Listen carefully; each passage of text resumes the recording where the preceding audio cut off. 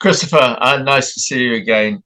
Now, in this second interview, we're going to talk about your up and coming trip to Papua New Guinea. Can you tell us a bit about it? Sure. So every September I go to Papua New Guinea. Why September? Because there's nothing to do with diving.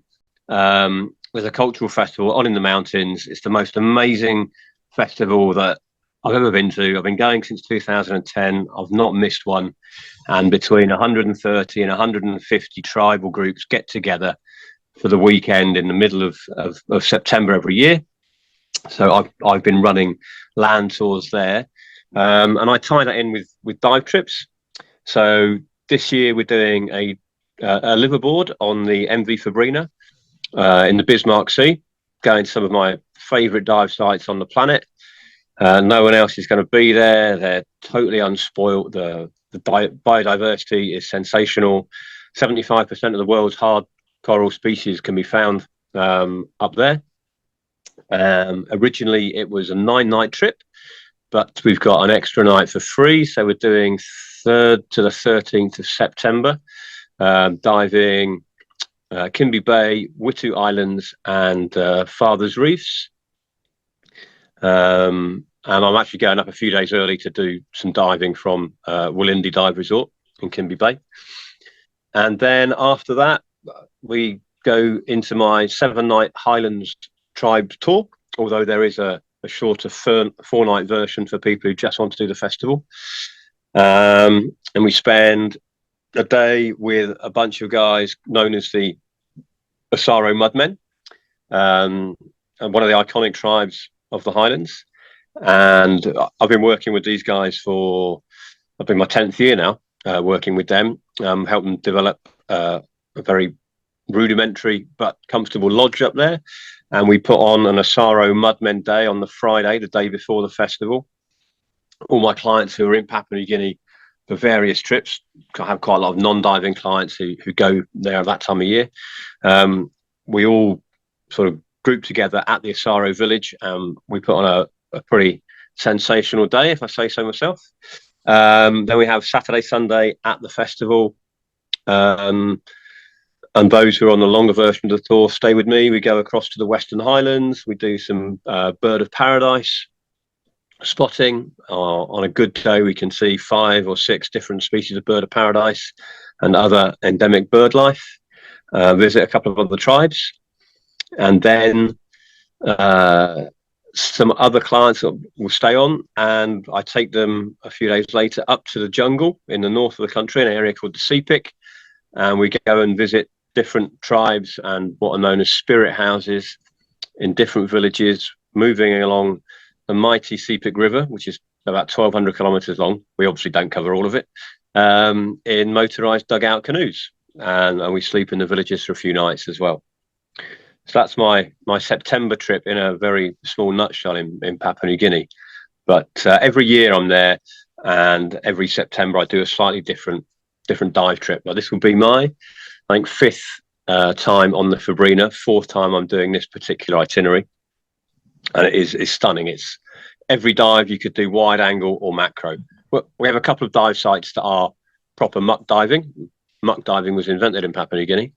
But the rest of the dives are on reefs, lots of pinnacle diving, big schools of barracuda, horse-eyed jacks, or trevallies, grey reef sharks, white tip reef sharks. Do a couple of dives in spots that are good for silver tips. Loads of turtles, amazing colours and corals and all sorts. I think I've discovered 4 different species of crustacean. I've photographed 4 different species of crustacean that haven't been described by science yet, and a weird little hairy octopus as well. So there's loads to see out there, and it's a fantastic trip. It's a 12-berth boat, but we only take 9 clients. The crew have been doing it for over 25 years. They know the sites inside out, and that they've got amazing eyes on them for finding the small stuff. It just sounds like a trip pulled out of heaven. I mean, it sounds incredible. So much. It's a stunner. Plus, we've got 10% off on it and a free night. I think it's going for shared spaces $4,000. You need to allow about $380 for the return domestic flights. But it's like it's the best reef diving that you'll ever do. Basically, I dive all over the world, running other trips for my main company, Indigo Safaris. But I go back here every year because this is consistently superb diving, and it's the sea's 29, 30 degrees centigrade. Visibility is generally 30 meters or more, and there's no one else there. It's just us. I'm just looking out of my window at the rain and the wind, and there you go. I mean, you've just about told us everything you need to know, really. What kind of boat is it? Is it motorboat, sailboat, mixture? It's a still hold boat, twin engines. It started life as a fishing vessel out of Gladstone, Australia, probably long before I was born, and has been sort of modified and improved as time goes on. The cabins have individual air conditioning and ensuite bathrooms. It's not a luxury vessel by modern Maldivian standards, but she's extremely seaworthy. Good dive platform. There's no hot tub on the top deck, but the food is amazing. The crew are superb. The views are stunning, and the diving is absolutely world class. And as far as getting there, so for example, people leaving the UK, do you book everything from the point of, say, London Airport to get to the boat, or do they have to make their way to certain places? I mean, how does the travel arrangements work?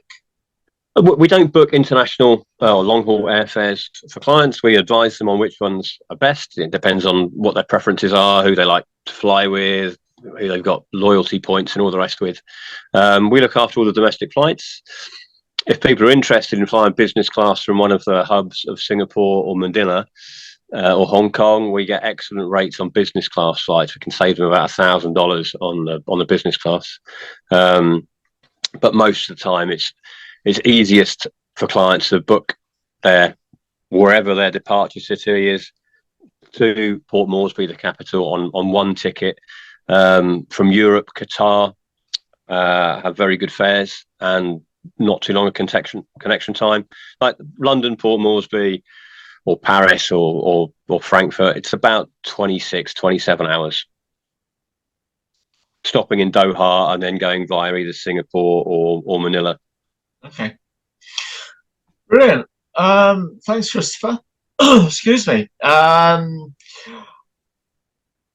I just look forward to our next chat now, which, so we're winding this one up. I mean, the next one is Mexico and Dominica, I think, where you have such things as orca and sperm whales. Yeah, so Dominica's sperm whales. Sometimes you have pilot whales and false killer whales. And then Mexico in June, we've got orcas and a huge mobular aggregation. But one thing to add on the destination of Papua New Guinea, though, I only go in September, but I organise trips for clients year round, both underwater and on land. There are other festivals there's a big one in August, but you could dive PNG year round. There are 4 different oceans or seas to choose from.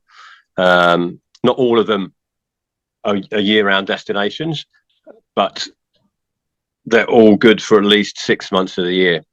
So we can always combine 2 different resorts or 3 different resorts over a 2-week dive trip, and then add on some land stuff for tribal cultural tours or birding before or after the diving. Okay, yeah, sounds good. Lovely. Well, look, let's wind it up for now, and I'll see you on our next chat with Mexico and Dominica. Okay, great. Thanks very much, Jeff. Cheers for now. Bye. Bye.